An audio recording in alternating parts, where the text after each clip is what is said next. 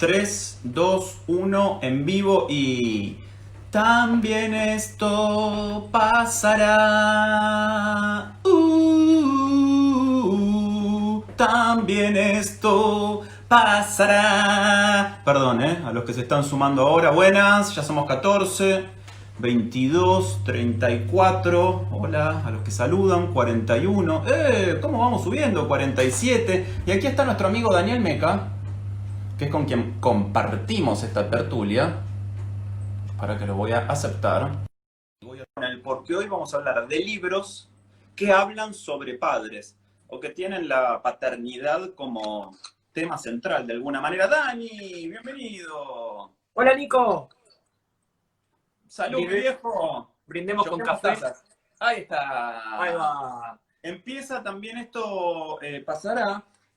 Recién me animé a cantar a capela la canción que nos identifica nuestro jingle, pero me parece que no salió bien. Escuché tus coros y estoy conmovido. Conmovido Ah, con café. ¿tenés la guitarra a mano, Dani? Claro. Vamos todavía. Señores, este es un espacio, es una tertulia de los domingos a las 5 de la tarde que nació en cuarentena para hablar únicamente de libros. Dani Meca, mi amigo, y yo, quien les habla, elegimos 5 libros sobre un tópico. Y es tan profesional la cosa que ya tiene título propio. También esto pasará, que se lo afanamos a Milena Busquets y canción. Escuchen.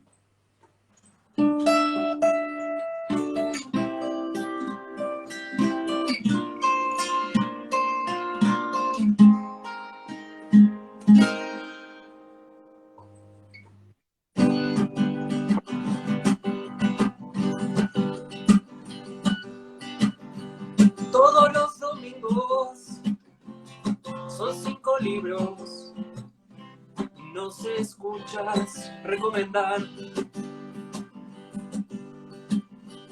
con Nico Artusi y Dani Meca. También esto pasará. También esto pasará. También esto pasará.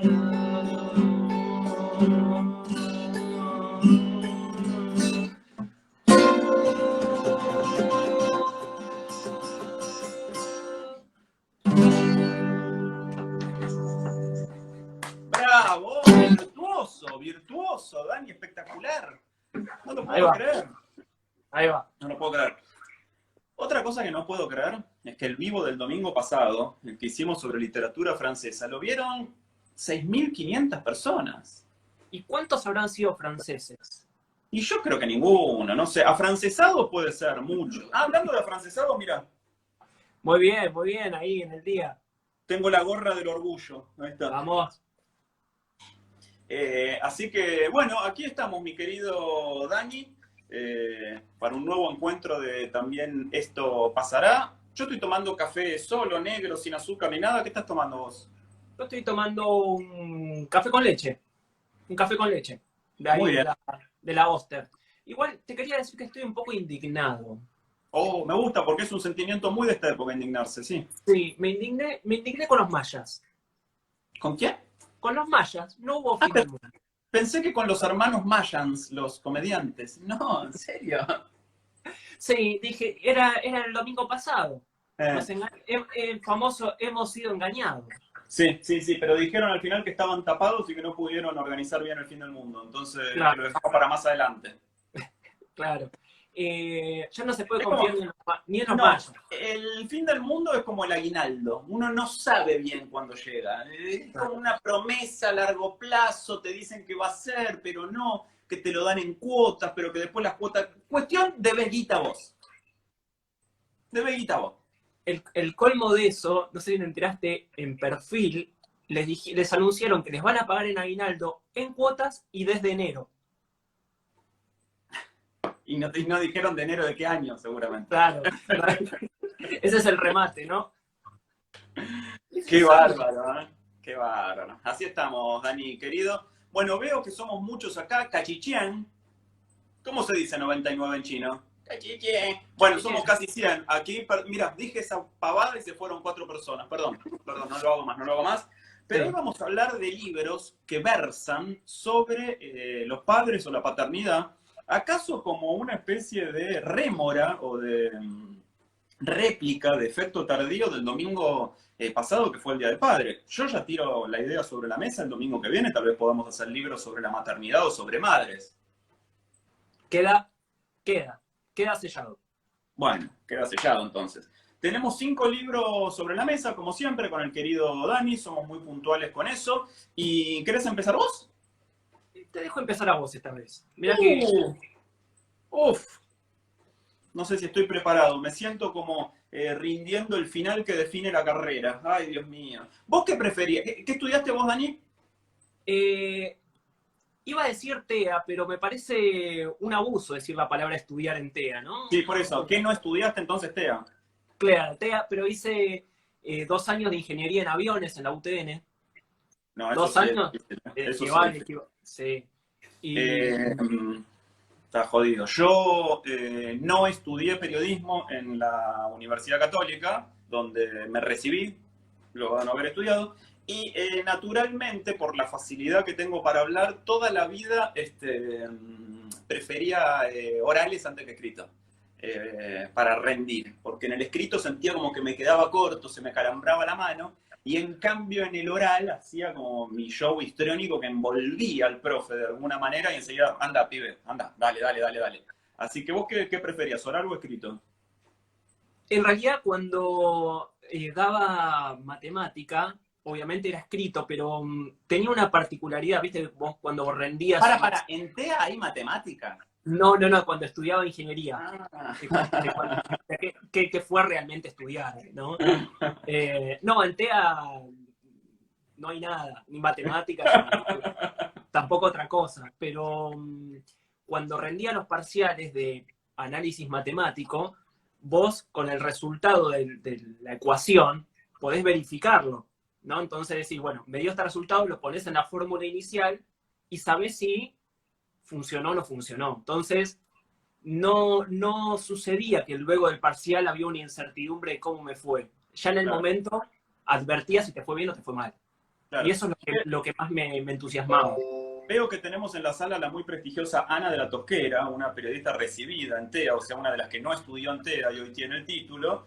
Y, bueno, terminó como eminente productora televisiva. Lo último que hizo fue los juegos de pasapalabra.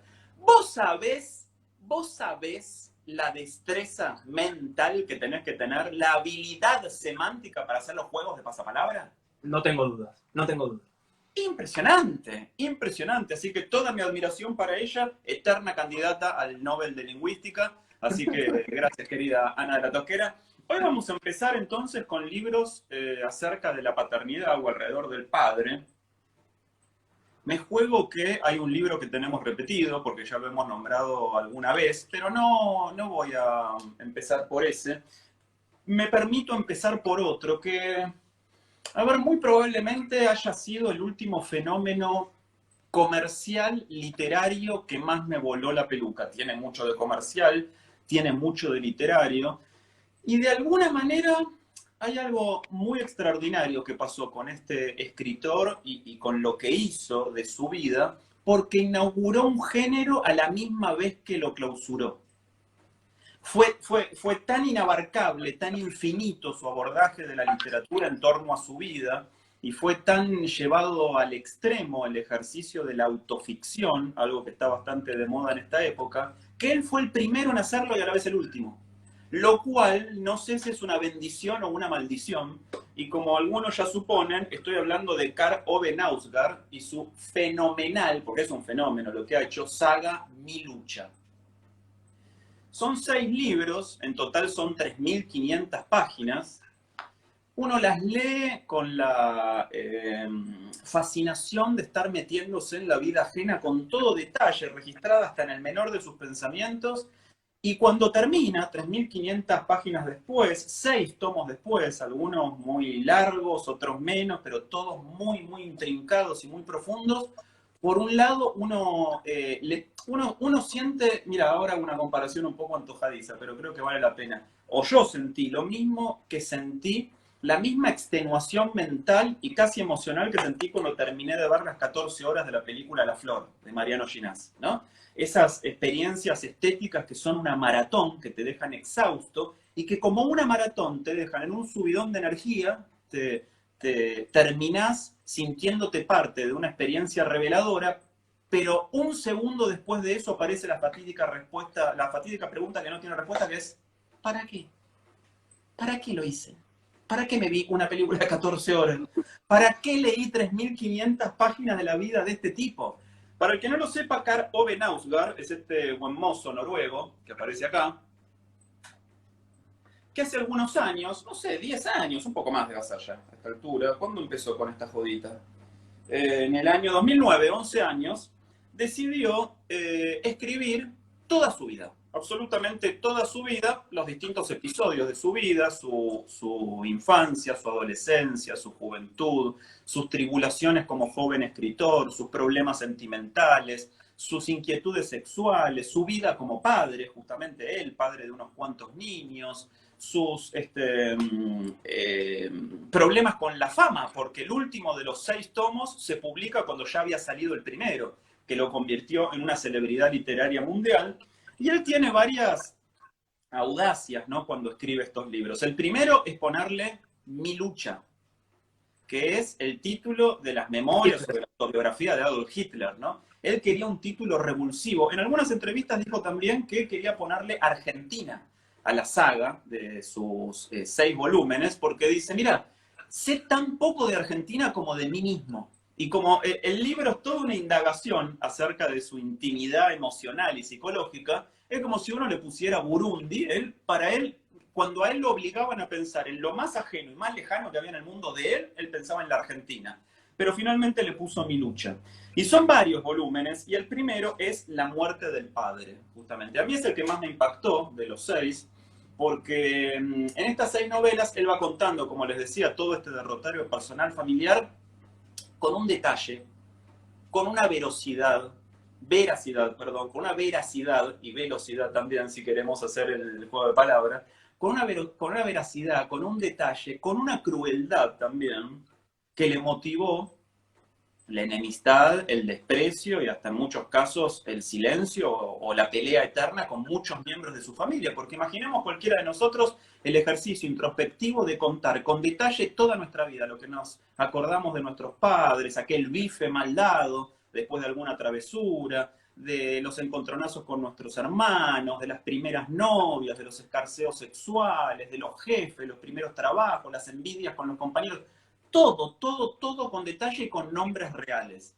Y si una cosa queda de este libro, La muerte del padre, porque los libros no son cronológicos, este empieza con su primera juventud, que es cuando muere su padre, y después el siguiente, que es un hombre enamorado, sigue en su adultez cuando se casa y tiene hijos, pero el tercero es La isla de la infancia, donde él cuenta sus primeros años y sobre todo los veraneos que pasaba. No va en orden cronológico el relato de esta vida.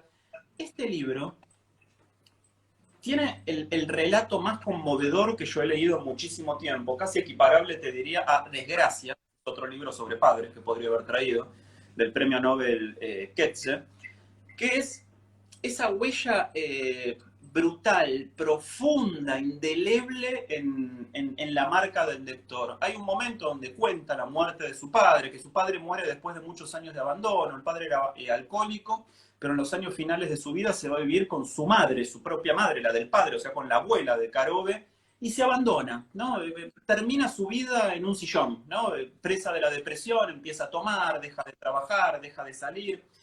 Y la escena, que lleva muchísimas páginas, en la cual Karove con su hermano, su único hermano varón, van a la casa del padre a vaciar la casa después de la muerte del padre, que es algo que, si la ley de la vida tiene alguna, digamos, premeditación y cierto orden, aunque sabemos que lo que impera es el caos y no el orden, alguna vez nos va a tocar como hijos ir a vaciar la casa de nuestros padres.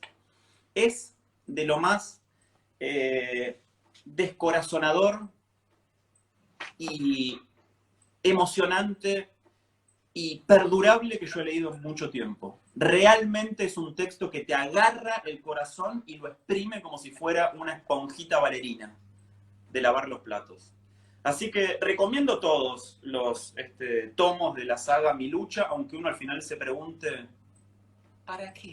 ¿Para qué me metí en este baile? Pero bueno, tal vez valga la pena, pero el primero de todos los libros a mí fue el que más me impactó, la muerte del padre y sobre todo esa escena que se extiende durante unas cuantas decenas de páginas de dos hermanos que se preguntan por qué su padre terminó así y qué corno hacemos con todo esto. Así que lo recomiendo muchísimo. Pensaba en que hay una idea muy proustiana, ¿no? En todo, en ese tipo de narración, y más aún explícitamente en la cantidad de tomos que tiene esa historia. Claro.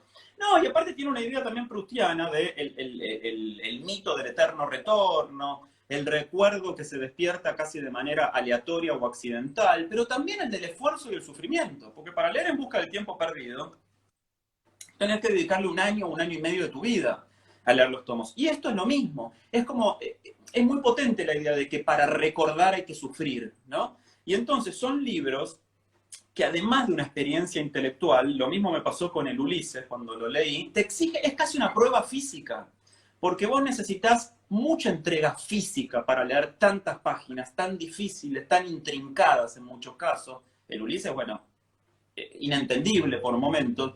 Entonces, además de un desafío o de una prueba intelectual, es una prueba física. Son muchas horas, son meses de estar sentado luchando con un libro. En ese punto creo que es apropiado lo de Mi Lucha. Es un libro contra el que luchás. Es una saga contra la que luchás, ¿viste? Como luchás en la vida. Pero bueno, hay personas que naturalmente pueden querer evadir las peleas. En este caso yo creo que es una pelea que valió la pena. Y como todas las peleas que valen la pena, muy probablemente los que somos pacientes psicoanalíticos lo sabemos, son las más duras y son las que todo el tiempo nos llevan a preguntarnos ¿para qué? ¿Qué hago acá? ¿Para qué? Pero lo que te anima a seguir es el afán de descubrimiento, entre otras cosas. Justo anoche tuve un diálogo, una conversación muy, muy linda con la actriz Carola Reina, una grandísima lectora, no muy conocido de eso, pero tiene un conocimiento muy a fondo sobre distintas épocas de los libros, y surgió la pregunta de por qué se está escribiendo actualmente narrativa breve, ¿no? Narrativa en el sentido de pocas páginas, digo, si uno lo compara con Crimen y Castigo, Proust, Rojo y Negro, El Quijote, digo, por mencionar. Y a mí me surgían dos respuestas, ¿no? Digamos, la primera, y quería compartir con vos a ver qué visión tenés. Primero que en la narrativa argentina contemporánea parece que hay un cordón umbilical muy ligado a Borges, ¿no? Y al tema de una escritura precisa. Me parece que es muy difícil desprenderse de ese tipo de modelo literario por el peso que ha tenido dentro de la literatura. Por eso a mí me interesa Bueno, cuando dicen Borges no dejó una obra, Borges dejó literatura, que es muy está distinto. bien, pero ¿quién sería el antónimo o el opositor estético a Borges? Bueno, ese es el tema. Bueno, Eh, ¿quién sería? no, pensaba en, no sé, Marechal. Escribió corto. Art, aunque sea para la anécdota, escribió Sí, corto. Cortázar escribía corto. Digo, salvo el plomazo de Sábato, pero que igual no integra ninguna selección nacional, Bioy escribía corto. sí, Son sí, sí. novelas cortas, son novelas cortas. Hoy mismo, ¿quién es nuestro santo patrón nacional de la literatura? El eterno candidato al Nobel. Claro, César Aira. sí, sí, Novelas sí. de 80 páginas y 4 novelas por año. Es cierto que la brevedad está en la huella de la literatura argentina, de la gran narrativa argentina. Y cuando salen libros como los Soria, por ejemplo, de La Iseca, que rompe eso, se convierte en un acontecimiento, un poco también por la extensión, no solo por el contenido. Y pensaba si eso no tenía que ver también, digo, esta huella que aparentemente atraviesa por lo menos el siglo XX de la literatura argentina y el actual, es la narrativa estadounidense, ¿no? Y pensando ya en la mitad del siglo pasado, toda esa generación beatnik, digamos, la idea de Bukowskiana, la idea de Carver, ¿no? Digamos, todo lo que está roto se cuenta desde un punto de vista más breve, ¿no? Como si no hubiese demasiado tiempo.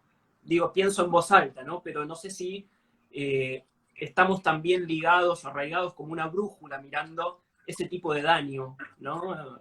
Como si escribir fuese perder todo el tiempo. Sí, es interesante eso. Yo un poco vengo leyendo mucho y haciéndome eco de manera bastante ligera, como la que hacemos los periodistas por lo general, de la idea esta de la muerte de la novela, que es porque la literatura ya no es no discute los temas de nuestra época, no nos interpela, no nos increpa. Ese lugar que lo ocupó el cine en buena parte del siglo XX, también lo perdió el cine, y ahora la narrativa, lo que se llama el storytelling contemporáneo, se usa mucho la palabra storytelling, a mí me gusta más decir la narrativa contemporánea, está copada por otras formas de transmisión de cultura, como las series, por ejemplo. A lo mejor en el futuro decimos los podcasts, no sé, hoy son las series. Pero creo que ahí radica parte del problema también. Hasta el siglo XIX, los problemas de la época y los temas de la época, digo siglo XIX y primera mitad del siglo XX, los discutía la literatura, ¿no? Se planteaban en las novelas de los dos lados del Atlántico, ¿no? Hemingway o Francis Scott Fitzgerald planteaban temas de su época, y del otro lado James Joyce o Simone de Beauvoir lo mismo. Y hoy o Camus, y hoy la literatura parece haber renunciado a ese, o renunció o no pudo estar a la altura de la época, ¿no? Y entonces el storytelling va por otro lado. Tal vez haya una oportunidad en esto en la literatura joven adulto, IA, el Young Adult, ¿no? Que se ocupa de temas como racismo, identidades sexuales alternativas, grandes conflictos familiares. A lo mejor hay una semilla de esperanza en los libros que se escriben para pibes, ¿no? Y cuando digo para pibes, no para niños, sino para adolescentes y jóvenes. Pero bueno, eso todavía está muy cerca, estamos muy encima, muy contemporáneos para verlo, me parece. Claro, y después, fíjate el caso, pienso el tema de la velocidad, vos lo mencionabas, ¿no? El tema de la velocidad, de la fugacidad. El escritor italiano Giuseppe Ungaretti, que es soldado italiano en la Primera Guerra Mundial, eh, cuando finaliza la guerra, que escribe sus poemas, él va a escribir muy breve, muy breve. Y él va a decir, la guerra me dio mi estética narrativa. ¿Por qué? Porque te podías morir de un momento a otro. Lo que muestra la Primera Guerra Mundial, con sus millares de muertos, es la fugacidad de la vida, la fragilidad. Entonces, fíjate también cómo ese siglo XX, marcado por la Primera Guerra y la Segunda Guerra, la Guerra Fría, las amenazas nucleares, la bomba atómica propiamente dicha, también da una idea de fugacidad. Entonces, quizás también habría que pensar por ahí el tema de la brevedad en la literatura, ¿no? Sí, es muy interesante. Es muy interesante. Una de las primeras columnas que yo escribí en La Nación, cuando empecé a escribir mi columna de los domingos, que creo que fue en el año 2014, creo que fue en el 2014, me parece, año en el que salió acá en castellano por primera vez La muerte del padre, el primero de todos los libros de la saga de Karove Knausgaard. Justamente hablábamos de eso, ¿no?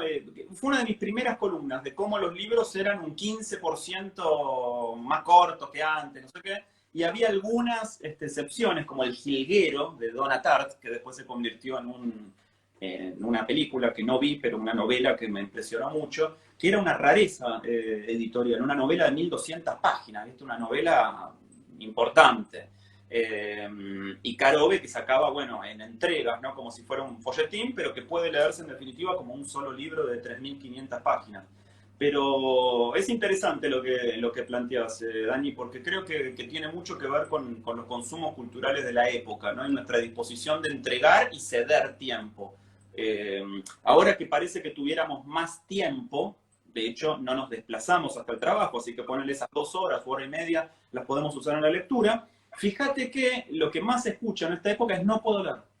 Estoy en casa y no puedo leer. Entonces, ¿qué hago? Miro un capítulo. Son consumos espasmódicos. Pero por otro lado, se lee más que nunca. Porque en definitiva, Twitter son haikus, ¿no? Y el abro hilo, que es una función de Twitter relativamente reciente comparada con la historia general de Twitter, es un folletín, es una entrega, es una narrativa por entregas. Y lo que leemos en Instagram son epígrafes, más o menos complejos o desarrollados, pero epígrafes en definitiva. Y lo que leemos en Facebook son epistolarios. Gente que hace grandes declaraciones, ¿no? Y las comparte con los demás, o incluso hasta manifiestos. Entonces leemos más que nunca, pero leemos de una manera espasmódica y fugaz. El otro día hay un dato que a mí me impresiona mucho, lo contaba en la radio, antes de la cuarentena, es este dato. Nosotros tenemos el teléfono celular y hacemos scroll, ¿no? Tenemos el celular y hacemos scroll por Twitter, por el timeline y todo. Antes de la cuarentena se calcula que lo que uno lee por día son, si esto fuera una tira de papel, 92 metros. Uno scrollea 92 metros por día de letras, ¿no? Y la comunicación vía WhatsApp también es escrita, en definitiva. Y si hay alguien que escribe, hay alguien que lee. Pero leemos corto. Viste, en periodismo, para quienes no saben, la cabeza informativa, que vendría a ser el primer párrafo... Eso lo aprendiste en TEA. Eso lo aprendí en TEA. Cumple precisamente esa función de captar lo espasmódico, esto que vos señalás, ¿no? Porque en la cabeza informativa yo te tengo que vender toda la nota. Te tengo que contar todo, más si es una crónica. Te tengo que enganchar, tiene que haber un gancho, ¿no? El tema es que me parece que a diferencia de la narrativa, de la escritura, ahora el audiovisual ha reemplazado esa visión, ¿no? Esta venta. Me parece que es ahí donde se trastoca un poco el tema del género literario per se, ¿no? La irrupción del audiovisual en lo más cotidiano, en lo más inmediato, que antes solamente quizás estaba en el cine, ¿no? O en la televisión. Siempre los cruces con el periodismo son engañosos, ¿no? Porque yo soy de la generación de Clarín, anterior a la tuya, en la cual el que mandaba, estaba Guareschi como secretario de redacción, y el que mandaba semiológicamente el diario era Eliseo Verón, ¿no? Que en esa época él había, creo que lo conversamos alguna vez, no estoy seguro, había impuesto como esa especie de lema de hagamos un diario para gente que no lee, ¿no? Entonces, que es lo mismo que hagamos un libro para gente que no lee, o hagamos música para gente que no escucha, o cine para gente que no ve, o que no mira. Y creo que ahí hay una trampa muy grande siempre que la literatura se cruza con el periodismo, que es cuando quiere tomar para sí recursos o estrategias del periodismo que aparte a la larga resultaron fallidas, ¿no? Fíjate que los diarios, los poquísimos diarios exitosos en el mundo son aquellos que apuestan a la lectura y a los lectores que leen, y no a los que no leen. The New York Times, Le Monde, The Guardian, El País, no sé qué otros diarios exitosos hay en el mundo más allá que estos 4 o 5. Y son diarios que apuestan a la lectura, que no quieren robar recursos de otros medios. En su época eran las infografías. Después se dijo, bueno, cuando salió el USA Today en Estados Unidos, dijeron, bueno, vamos a un diario que se parezca a la tele. Yo ahora, que sigo trabajando en diarios y en medios, escucho muchos jefes de redacción que dicen, hagamos un diario que se parezca a Internet. No, para Internet ya está Internet. Hagamos un diario que se parezca a los diarios, para gente que todavía quiere leer diarios. Y con la literatura pasa un poco eso, me parece también, ¿no? Hagamos literatura para gente que quiere leer. Afortunadamente es muchísima la gente que quiere leer, pero está polarizada en 2 segmentos de la población. Desde el punto de vista del libro como objeto, en mujeres de más de 60 años que son las que compran libros. El 75% de las personas que va a comprar libros a una Jenny o a una Cúspide son mujeres de más de 60 años. No es casual. Son mujeres. Yo trabajo mucho con Editorial Planeta, entonces te puedo decir que estas cifras son certeras. No es casual, son mujeres que se jubilan, que tienen tiempo y que son agentes de lectura de su casa. Compran para ella, pero le compran para el marido y para los hijos. Y el otro extremo son los adolescentes o jóvenes que consumen a través de plataformas como Wattpad, por ejemplo, pero que todavía tienen en el papel, o que descubren en el papel cierto fetiche. Yo tengo una hermana mucho más chica que yo, y perdón por poner ejemplos cercanos, que tiene todas las ediciones de Harry Potter, con el dibujito rosa, con el dibujito verde, con el dibujito azul, porque hay algo de memorabilia también y coleccionismo en el libro. Pero en el medio hay un gran vacío, y se está a la búsqueda de los hombres y a la búsqueda de adultos jóvenes. Pero entonces, ¿qué hace el mercado editorial? En vez de buscarlos y conquistarlos y seducirlos, hace lo mismo que hacen los diarios cuando dicen hagamos un diario para gente que no lee. Dicen, no, hagamos libros para mujeres de 60. Solo libros para mujeres de 60. Y entonces, bueno, ahí es donde la literatura, en su cruce con lo comercial, está en su propia trampa. Y entonces hacemos, caemos en el viejo error, que se cae siempre en la política, en los medios, en los libros, todo, que es cazar gallinas adentro del gallinero. Que es lo más fácil, pero a la vez lo más peligroso del mundo. Mientras dejamos de recomendar libros, subimos a 140 el promedio de visitas. No sé qué quiere decir. El domingo que viene, para seguir subiendo, porque ahora tenemos 146 personas acá, pero al quedar en Instagram TV, toda la semana lo están viendo, ya te digo, tuvimos casi 6.000 vistas la semana pasada. El domingo que viene lo hacemos sin ropa. Hasta donde Instagram nos permita. Solo con la gorrita. Bueno. Tu cuerpo, tu decisión, Dani Meca. Bien. Bueno, escuchame, sigamos. Nos tomamos más de la mitad de todo esto. Yo te propongo un desafío, que hagamos casi un tweet de cada libro que nos queda, porque nos quedan 9 libros por comentar todavía. Tremendo. No sé cómo vamos a hacer, pero lo vamos a hacer. Dije, voy a patear fuerte al medio. La primera. No veo, está al revés. ¿Ahora sí? Ahora sí. Ese traumadito. Carta al padre, de Franz Kafka. Siempre digo, este librito es un apéndice, podemos pensarlo como un apéndice de la Metamorfosis, o la Metamorfosis como un apéndice de este libro. La única diferencia es que en Carta al Padre es una carta explícita a este hombre que ha sometido al pobre de Franz durante toda su vida, y por lo cual Franz lo veía como, se sentía frente a él como un insecto. Por lo tanto, a partir de esa historia va a escribir su gran obra capital, que es La Metamorfosis. Pero a diferencia de La Metamorfosis, donde él se oculta como un personaje, Gregorio Samsa, acá va a poner directamente su cuerpo, es decir, va a poner directamente su voz para narrar esa historia tan tremenda y a la vez un sometimiento tan sutil, ¿no? Entre Franz y su padre. Porque me parece que lo que envuelve a Kafka y por qué es tan representativo del siglo XX es que él se va a ocupar en forma muy sutil de las diferentes formas de dominación que hubieron en el siglo XX y de los perfeccionamientos del sometimiento, ¿no? Porque si vos ves estas cartas, los sometimientos del padre a él no son sometimientos bárbaros, en el sentido que le pegaba, como podemos pensar en el viejo de Bukowski frente a Bukowski, ¿no? Son sometimientos mucho más sofisticados, para decirlo un poco entre comillas.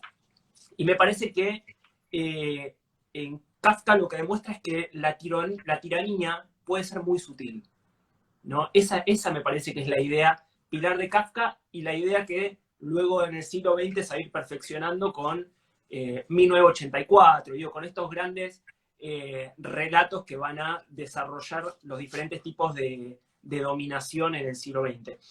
Para cerrar con el tweet,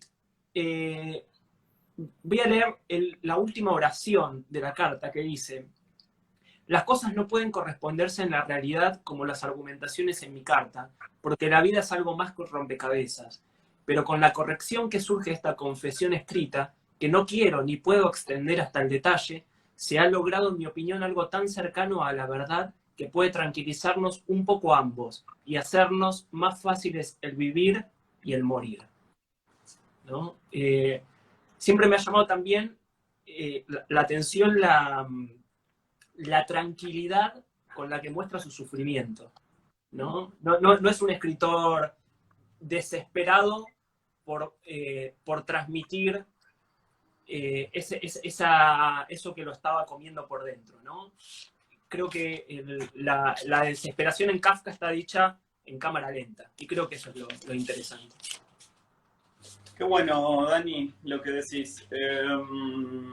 Traigo otro libro, entonces, que es el final de una saga que para mí, estoy con las sagas hoy, que para mí fue muy importante en mi vida como lector.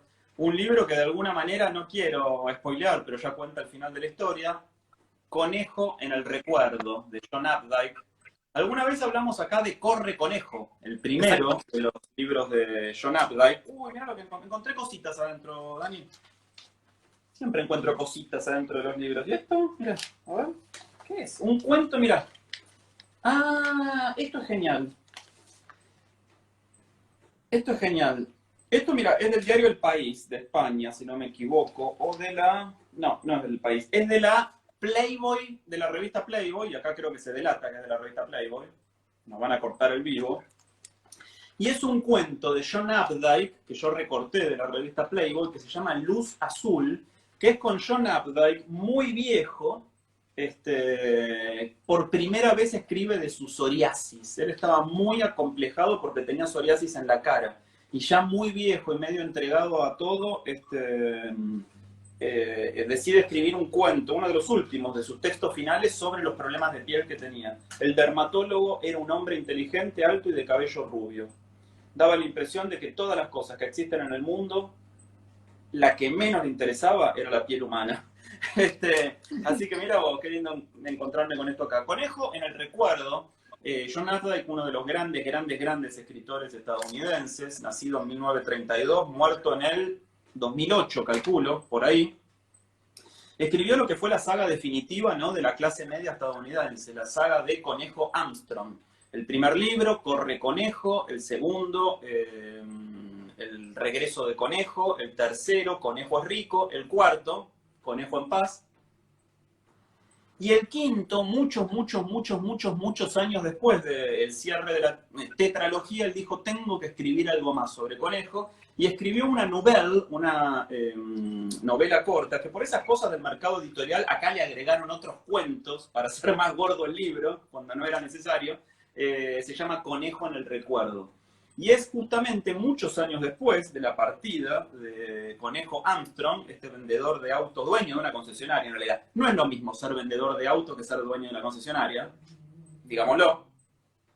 Este dueño de concesionaria Mitsubishi, me acuerdo, eran los autos japoneses que vendía, que tuvo una esposa, Janice, y una relación matrimonial más o menos plácida, pero nunca del todo feliz, y un hijo que era bastante díscolo. Bueno, muchos años después de su muerte, con Janice a cargo de la concesionaria, con el hijo un poco ya rehabilitado, grande, y con Conejo bajo tierra desde hace unas cuantas temporadas ya, aparece una hija que habría tenido en la juventud, de manera extramatrimonial, con una mujer que conoció esa famosa noche en la que le dijo a su esposa, Gordy, voy a comprar cigarrillos y vuelvo. Y nunca volvió. Así que lo recomiendo muchísimo. En realidad recomiendo toda la saga, pero este es el más vinculado con la paternidad, porque al hijo de siempre le aparece una hija que nosotros no sabíamos que tenía.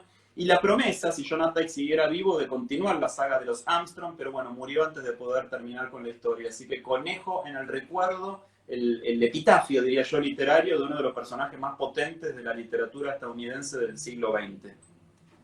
No sé si alguna vez lo hablamos, que me hiciste acordar con esta de voy a comprar puchos y vuelvo.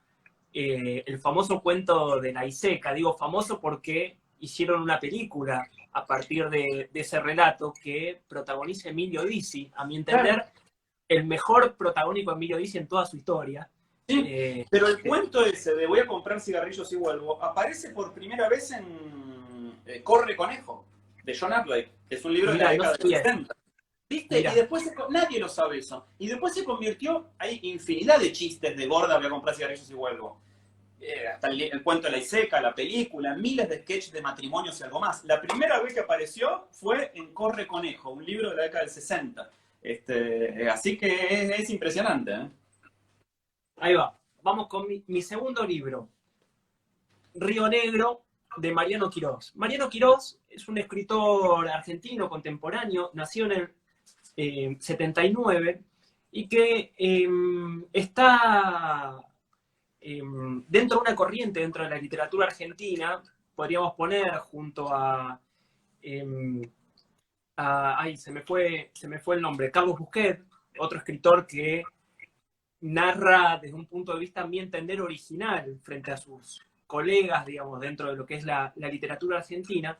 Y en el caso de Mariano Quirós, va a insistir en este libro, Río Negro, con el norte argentino, ¿no? Y cómo la situación del río, del calor, esos movimientos que se suceden en paisajes turbios, con atmósferas muy problemáticas para la subsistencia, él va a crear sus ficciones. Ya la contratapa de este libro lo va a poner de una manera muy interesante. Dice, también la literatura tiene pusilánimes. ¿A qué se refiere con eso? Es la historia de un padre que narra su relación con su hijo, a quien define básicamente como un imbécil. Mi hijo es un imbécil. Es decir, se corre ese tipo de literatura donde se busca dramatizar sobre la vida, digamos, este vínculo de la paternidad, digamos, de cómo hacerlo crecer, como el camino del héroe, ¿no? Él se corre y va a decir lo siguiente. El nacimiento de Miguel coronó una relación que cualquier incauto calificaría de perfecta. Yo mismo incurriría en ese desliz si no fuera porque observo a mi hijo con atención y su conducta a lo largo de los años, más que reprochable, me ha resultado simplemente imbécil. Ese hijo que quiere ser escritor lo va a ir destruyendo poco a poco en un sentido de las definiciones que el propio padre hace del hijo, pero no voy a spoilear nada, va a ir desarrollándose una trama en el texto donde el padre va a empezar a generar todo tipo de escenarios que cada vez va a llevar más a la descomposición de ambos, juntos. Mientras la mujer se fue de viaje a Buenos Aires, ¿no? Va a haber prostitutas, va a haber mucamas muy extrañas, va a haber muertes, ¿no? Todo tipo de elementos que van a problematizar más esa relación entre un padre pusilánime y un hijo imbécil. Así que, buenísima esta novela de Mariano Quirós. Bueno, en lugar de entonces Mi hijo el doctor, Mi hijo el imbécil, continuando con la saga del desprecio paterno por los hijos varones en este caso, quiero recomendarles mi tercer libro, ¿Quién mató a mi padre?, de Edward Lewis. Es un libro muy, pero muy, muy, muy chiquitito, muy cortito, tiene apenas, ¿cuánto tiene? Nada, cafetino, no llega a 90 páginas. Y lo que tiene este libro, ¿Quién mató a mi padre?, que de alguna manera viene a continuar la obra de Edward Lewis. Edward Lewis es un pibe muy joven, nació en 1992, 28 años, aquí lo ven, en Francia. Y él debutó con una novela tremenda hace algunos años que se llama Para acabar con Eddie Pellegrin, donde él cuenta justamente su infancia en un pueblo del norte de Francia, un pueblo muy, muy, muy, muy palurdo, muy, muy, muy atrasado, ¿viste? Sin ningún tipo de inquietud cultural, su vida como chico gay, hoy ya que estamos en el Día del Orgullo, y la incontable cantidad de desprecios a la que lo somete su padre, sobre todo que es un trabajador sin formación, pero muy, muy, muy violento en lo verbal y muy despreciativo. El segundo libro que publicó él es tremendo, Edward Lewis, también en la línea de Karl Ove Knausgaard, es contar su vida, la famosa autoficción, ¿no? Son estas memorias noveladas, porque todo lo que cuenta Edward Lewis es real, sucedió, los personajes tienen los mismos nombres. Como en la saga de Karl Ove también, después de publicar su primer libro, Para acabar con Eddie Pellegrin, la familia dejó de hablarle, no lo recibieron en su casa, y un poco es la historia en la que cuentan su segundo libro, Historia de la Violencia, donde cuenta en primera persona algo muy tremendo que le pasó a Edward Lewis, que fue una noche de Navidad o Año Nuevo, de hace 2 años, en una fiesta conoció a un tipo, se lo llevó a su casa y el tipo lo violó. Y entonces el libro cuenta con todo detalle el padecimiento, sobre todo burocrático, después de sufrir una violación, después de un hombre ser violado, ¿no? Tanto en la sanidad como en la policía y demás. Y este tercer libro es muy tremendo también porque habla de las desigualdades sociales del país. Es un libro que habla de quién mató a mi padre, de cómo su padre, obrero, fue históricamente, o por lo menos en los últimos periodos, ninguneado y arruinado por Chirac, Sarkozy, François Hollande y Emmanuel Macron, nombrados con apellidos y con nombres de pila, y sobre todo cómo justamente la idea de los postergados o los desposeídos del sistema, que en Francia es un tema muy central, porque creo que no hay literatura más sindicalista o cine más sindicalista que en Francia, es muy importante, acá puesto en el contexto de un hijo que también desprecia al padre, ¿eh? No es que él romantiza al padre, dice, mi padre es una cagada de persona, pero así como él me cagó a mí, él a su vez fue cagado por otros. Así que recomiendo mucho los 3 libros de Edward Lewis. El último es este, ¿Quién mató a mi padre?, que también en la saga de la autoficción cuenta la historia de su familia, ahora de un abordaje un poco más social, y de cómo aún en un país que tiene los sindicatos más fuertes del mundo, Francia, un obrero está llamado a ser, no te digo pobre, pero casi miserable toda la vida. Ahí va. Voy a seguir con un escritor argentino, Mauro Libertela, compañero en Clarín, y él escribe un libro hermosísimo que se llama Mi libro enterrado, que va a ser una carta de despedidas a su padre, Héctor Libertela, escritor de culto en Argentina, fallecido en el año 2006, y él va a escribir un texto muy breve.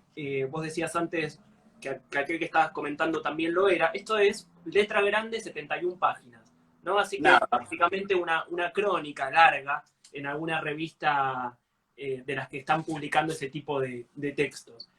Lo cierto es que va a partir de una pregunta que a mí me surge, ¿no? Digamos, ¿cómo narrar una despedida?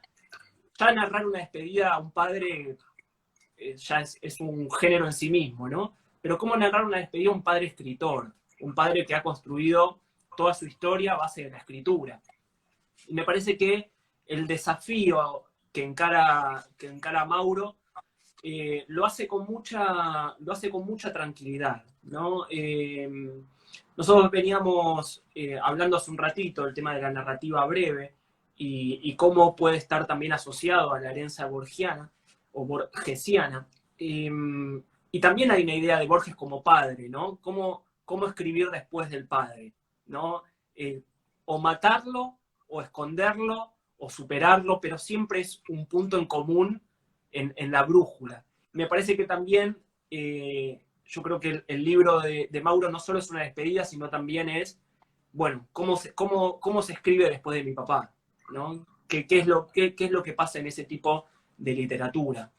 Así que bueno, recomendadísimo, muy breve, lo leen en un ratito, de Random, mi libro Enterrado, de Mauro Libertela. Mi querido Dani, nos quedan 10 minutos. ¿Será acaso que no tenemos un libro en común? ¿O será que este libro vos también lo elegiste?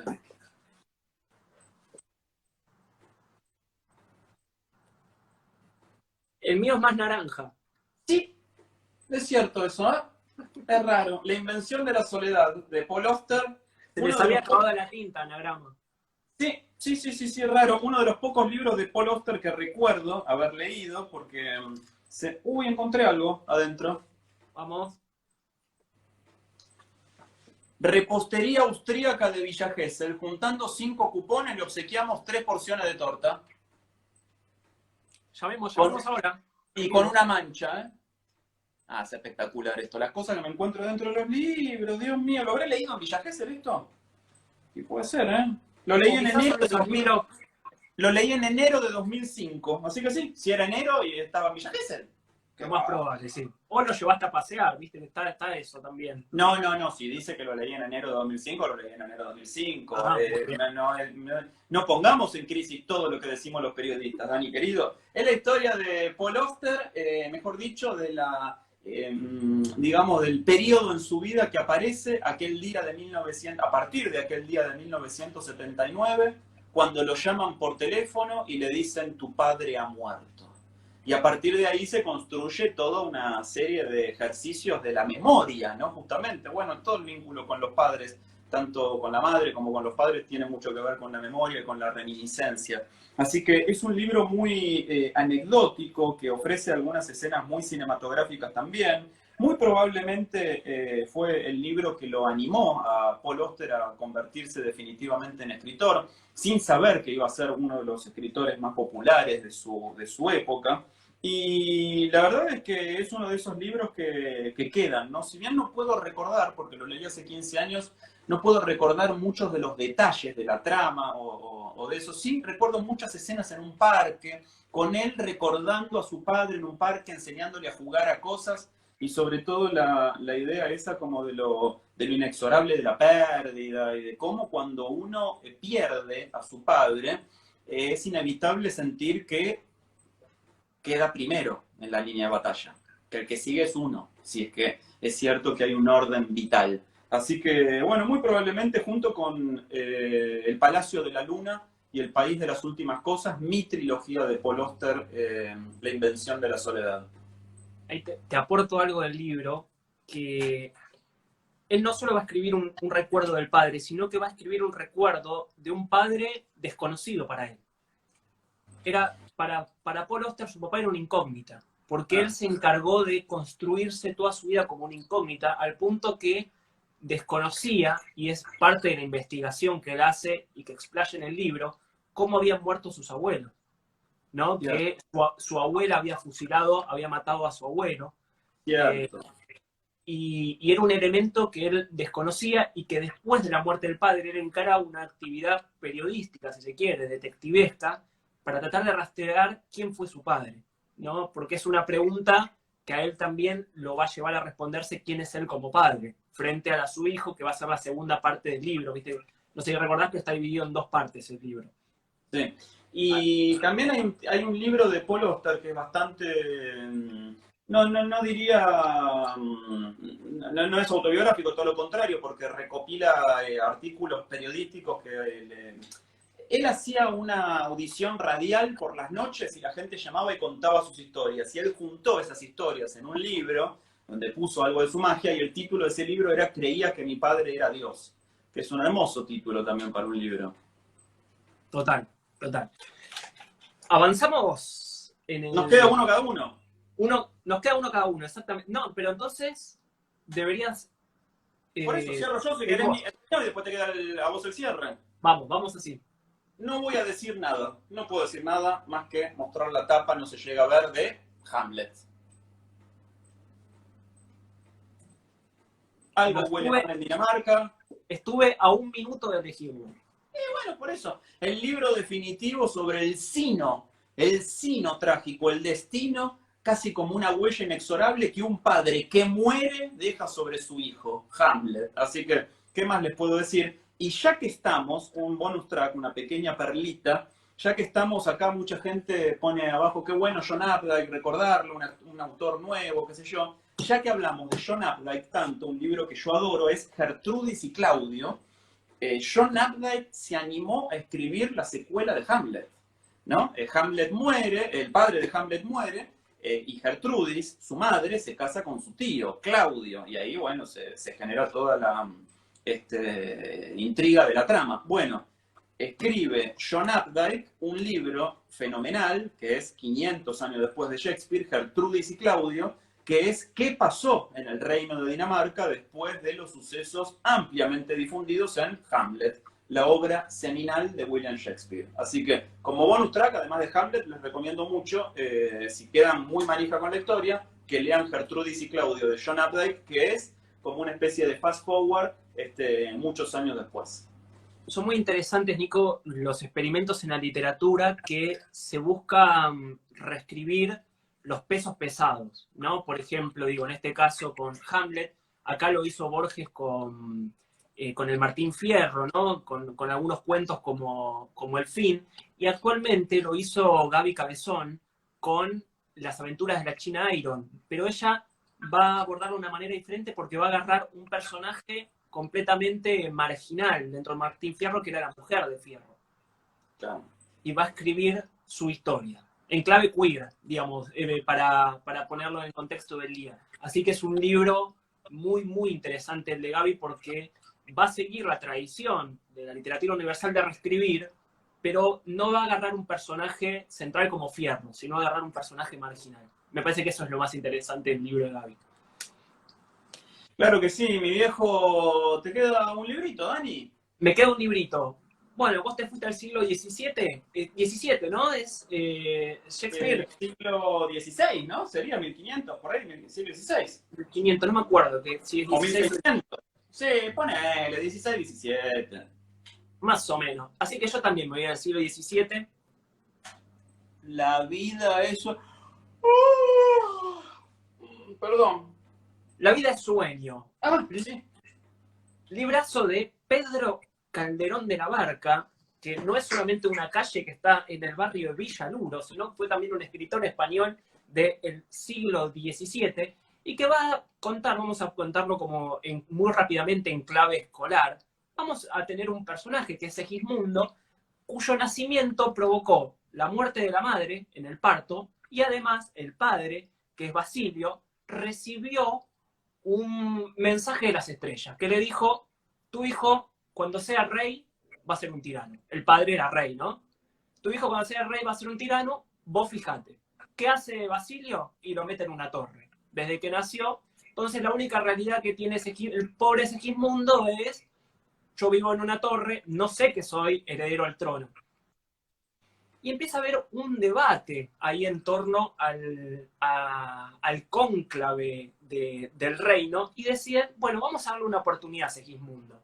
Vamos a hacerlo rey por un día, lo drogamos, no dice el libro lo drogamos, pero es como lo llevamos a un estado en el que él entienda que está como en un sueño, ¿no? Entonces el bueno de Segismundo es rey por un día, examinado por todo el cortejo. ¿Qué hace Segismundo? Tira a un sirviente por la ventana, tirando total. Así que tenían razón las estrellas. Y cuando vuelve, hace el famoso monólogo de la vida es sueño, sueños son, ¿no? Que tan repetido ha sido dentro de la literatura. Pero ay, bueno, mísero de mí, ay, infeliz, apurad cielos pretendo, ya que me tratáis así. ¿Qué delito cometí contra vosotros naciendo? Te lo puedo recitar completo, La vida es sueño, porque como ya dije alguna vez, la profesora de literatura de la secundaria nos lo hizo aprender de memoria. Así se enseñaba literatura en Villa Urquiza en la década del 90. Tuvimos que aprender La vida es sueño de Calderón de la Barca de memoria y pasar al frente a recitar cada día una página de versos. Real, ¿y te llevó a odiarlo el libro? Lo odio con todo mi corazón, pero no me lo puedo olvidar. Imagínate que pasaron 25 años de que terminé el colegio y todavía me acuerdo de memoria La vida es sueño. ¿Qué manera de enseñar la literatura es haciéndole a los pibes aprender de memoria los libros? ¡De memoria los libros! ¿Viste? Bueno, Había que llevar a la torre a tu profesora. a mí me tocó La vida es sueño. Pero bueno, es un libro muy interesante para analizar la relación padre-hijo, y también cómo el tema del sueño, ya abordado obviamente desde Platón, cómo se mete en la literatura como construcción de ficción, ¿no? ¿Qué es realidad? ¿Qué es ficción? Que ha sido un abordaje que lo tenemos desde la Alicia en el País de las Maravillas, ¿no? O, bueno, acá mismo con Borges. Así que bueno, un libro, pese a la enseñanza, a cómo te lo han transmitido, un libro muy breve, una horita de teatro muy hermoso. Pero vos sabés qué pensaba cuando la profe me hacía estudiar de memoria, aprender de memoria La vida de sueño. ¿Sabés qué pensaba? ¿Sabés qué me decía a mí dentro, adentro de mí, en mi interior? ¿Qué palabras resonaban? ¿Qué 3 palabras resonaban? Decía, también esto pasará. La secundaria, también esto pasará. En el momento parecía que no, pero sí, también esto pasará. Dani, el domingo que viene, libros de madres entonces, ¿eh? Ya apareció el timer en pantalla, tenemos que ir despidiéndonos. ¿Libros de madres? Libro de madres, ¿cuánto tenemos? 1 minuto 20. Vamos.